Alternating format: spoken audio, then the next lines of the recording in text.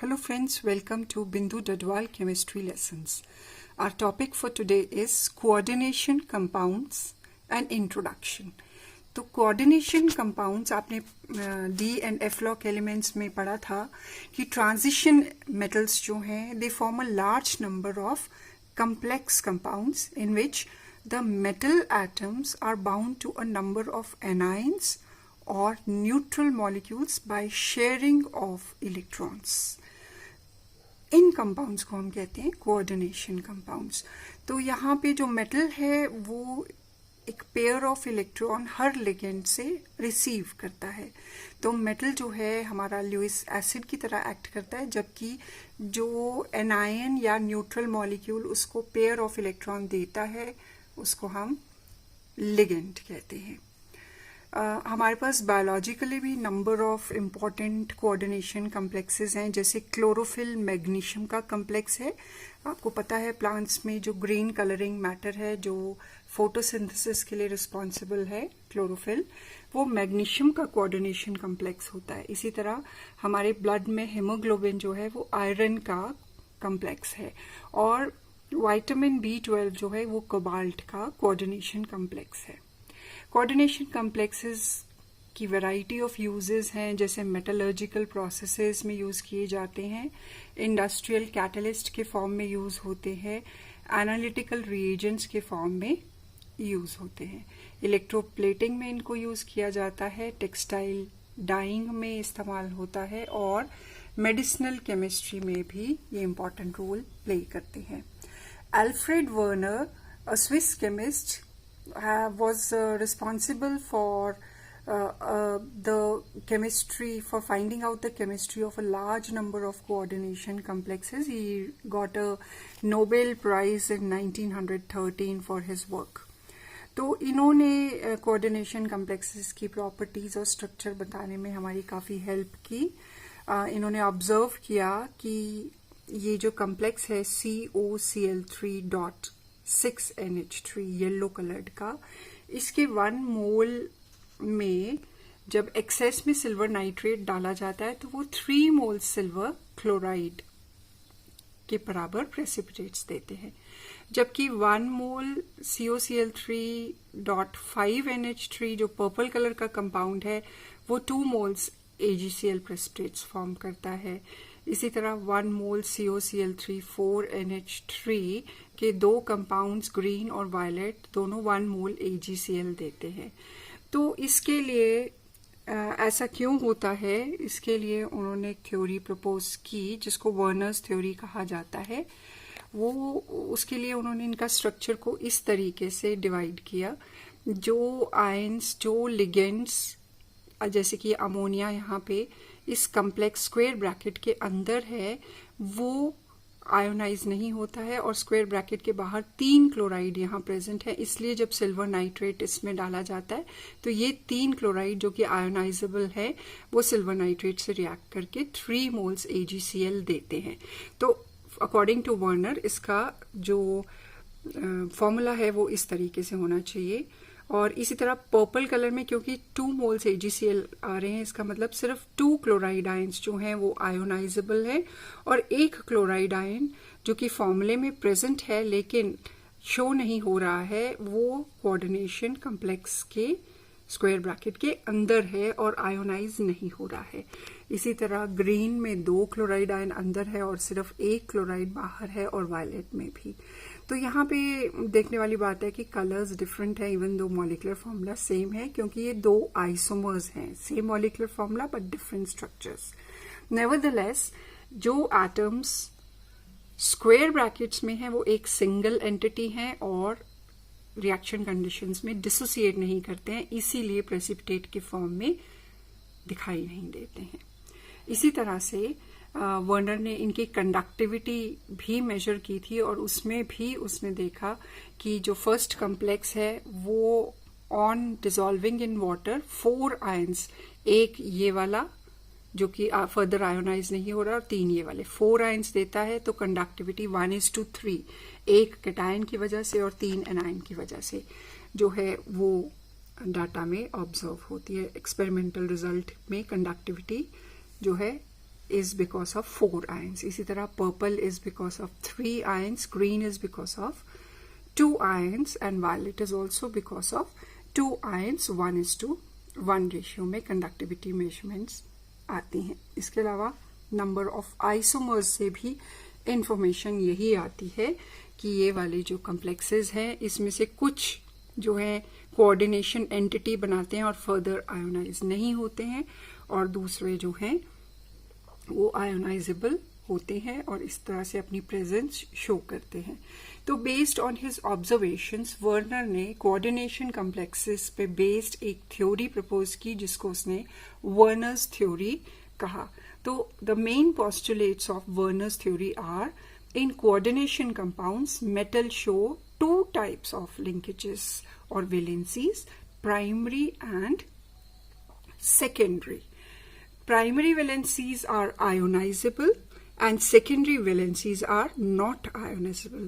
So ये जो compound है CONH3 6 times and Cl3 जो है इस compound में 6 अमोनिया के साथ ये कोवलेंट बॉन्ड बन रहा है जिसमें अमोनिया 2 इलेक्ट्रॉन्स कोबाल्ट के वेकेंट डी ऑर्बिटल्स में डोनेट करता है. तो अमोनिया जो है कोबाल्ट की सेकेंडरी वैलेंसी को सेटिस्फाई कर रहा है. ऑन द अदर हैंड जो क्लोराइड आयंस है वो पॉजिटिवली चार्ज कोबाल्ट से इलेक्ट्रोस्टैटिक फोर्स ऑफ अट्रैक्शन से अट्रैक्टेड है.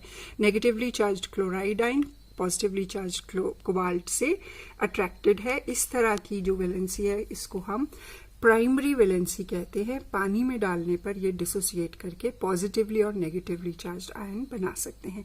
तो इस तरह से वाटर में ये अपनी प्रेजेंस शो करते हैं. तो वर्नर का फर्स्ट पोस्टुलेट है कि कोऑर्डिनेशन कॉम्प्लेक्सेस में जो सेंट्रल मेटल आयन होता है जैसे यहाँ कोबाल्ट, ये 2 तरह की वैलेंसी शो करता है, प्राइमरी और secondary. The primary valencies are normally ionizable and are satisfied by negative ions, जैसे chloride ion है. And secondary valencies are non-ionizable and they are satisfied by neutral molecules or negative ions. The secondary valence is equal to coordination number and is fixed for a metal. तो यहाँ पे 6 secondary valency satisfy हो रही है, तो इसका मतलब cobalt का कोऑर्डिनेशन नंबर 6 है. जनरली एक कंपाउंड के लिए कोऑर्डिनेशन नंबर फिक्स्ड होता है. Next postulate is the ions और groups bound by secondary linkages to the metal have characteristic spatial arrangement corresponding to different coordination numbers. तो इनकी एक डेफिनेट ज्योमेट्री होती है. अगर कोऑर्डिनेशन नंबर 6 है तो कम्प्लेक्स ऑक्टाहेड्रल होगा, अगर 4 है तो टेट्राहेड्रल भी हो सकता है और स्क्वायर प्लेनर भी हो सकता है. इसी तरह 5 है तो स्क्वायर पिरामिडल होगा एंड सो ऑन. 5 में आप ट्राइगोनल बाय पिरामिडल ज्योमेट्री भी देख सकते हैं. तो स्पेशल अरेंजमेंट्स जो हैं एक डेफिनेट कोऑर्डिनेशन पॉलीहेड्रॉन बनाते हैं. फॉर एग्जांपल ये जो कम्प्लेक्सेस हैं जिसमें 6 कोऑर्डिनेट बॉन्ड्स बना रहा है सेंट्रल मेटल आयन, ये तीनों कम्प्लेक्सेस ऑक्टाहेड्रल हैं. So hexa amine cobalt is octahedral. यहाँ 4 कोऑर्डिनेट बॉन्ड्स बन रहे हैं. This complex is tetrahedral.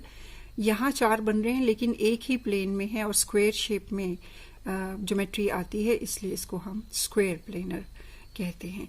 तो वो according to Werner coordination compound metals जो कम्प्लेक्सेस बनाते हैं वो अपनी सेकेंडरी वैकेंसीज के अकॉर्डिंगली डिफरेंट पॉलीहेड्रॉन शो करते हैं. कोऑर्डिनेशन कंपाउंड्स जैसे ही एक और कंपाउंड्स होते हैं जिनमें भी बहुत सारे मेटल आयंस और नेगेटिवली चार्ज्ड आयंस होते हैं. इनको हम डबल सॉल्ट्स कहते हैं. दीज आर एडिशन और molecular compounds which are formed in 2 apparently saturated compounds but their lose identity when dissolved in water. मोहर सॉल्ट है, इसमें भी आपको आयरन सल्फेट और अमोनियम सल्फेट दोनों मिल रहे हैं, लेकिन कोऑर्डिनेशन कम्प्लेक्सेस से ये डिफरेंट इस तरह से केस है कि जब इनको हम वाटर में डिसॉल्व करेंगे तो ये अपने आयंस में डिसोसिएट कर जाएंगे, आयरन और अमोनियम और सल्फेट अलग अलग हो जाएंगे। इसी तरह पोटैश, एलम और कार्नलाइट ये भी डिसॉल्व कर जाते हैं। जबकि हमारा कोऑर्डिनेशन कंपाउंड जो है उसमें जो स्क्वायर ब्रैकेट वाला पार्ट होता है ये जो है ये आयंस में डिसोसिएट नहीं करता है, ये एज सच एग्जिस्ट करता है सॉल्यूशन में। तो इस तरह से डबल सॉल्ट के जो कॉन्स्टिट्यूएंट्स होते हैं ये वाटर में आकर अपनी आइडेंटिटी जो है वो शो करते हैं, जबकि कोऑर्डिनेशन कॉम्प्लेक्सेस की जो प्रॉपर्टीज होती है वो जिन आयन से वो बने हैं उनसे डिफरेंट होती हैं। तो difference between double salt and coordination compounds: double salt exists only in solid state and dissociate into ions in aqueous solution or any other solvent. पानी में डालने पर ये डिसोसिएट कर जाता है। कोऑर्डिनेशन कंपाउंड्स सॉलिड स्टेट में भी एग्जिस्ट करते हैं और डिसॉल्व करने पर भी ये अपनी आइडेंटिटी लूज नहीं करते हैं। तो डबल सॉल्ट के ions lose their identity in solution, they do not lose their identity in solution. The properties of double salt are same as those of the constituent compounds. जो double salt है, मोहर salt, उसमें iron की properties आपको दिख रही हैं और इसके कॉन्स्टिट्यूएंट में भी आयरन की प्रॉपर्टीज होंगी। लेकिन properties of coordination compounds are different from constituents. आप अगर मेटल आयन उसके अंदर प्रेजेंट भी है लेकिन क्योंकि वो कोऑर्डिनेशन स्फेयर में है वो कंपाउंड में अपनी प्रॉपर्टी शो नहीं कर पाएगा। Double salts metal ions exhibit only one valency, normal valency.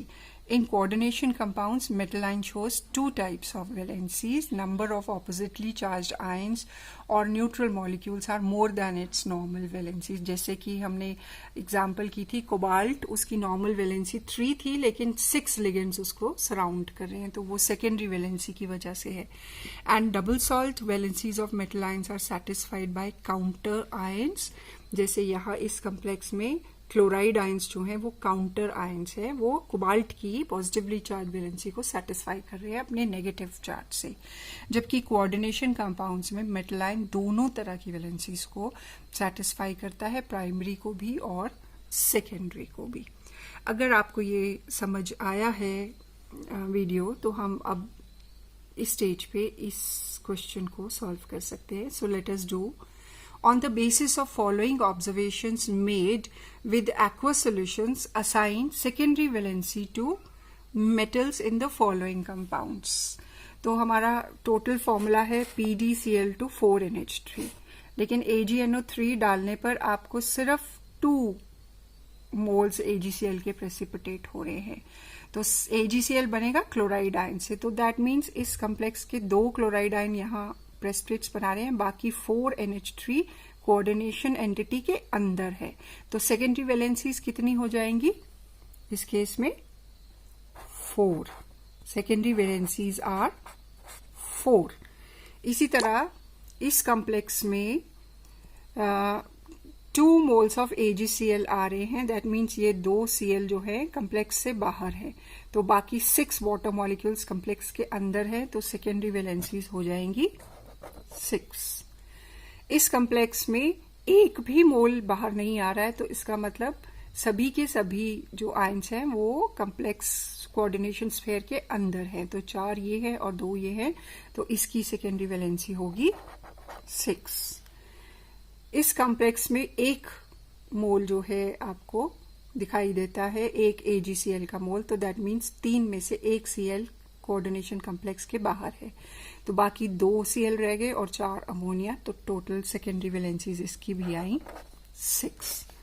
इस केस में एक भी नहीं जो है AgCl बन रहा, तो यानी दोनों Cl कोऑर्डिनेशन कॉम्प्लेक्स के अंदर एंगेज्ड है, तो 2 Cl और 2 अमोनिया, मतलब इसकी सेकेंडरी वैलेंसी होगी 4।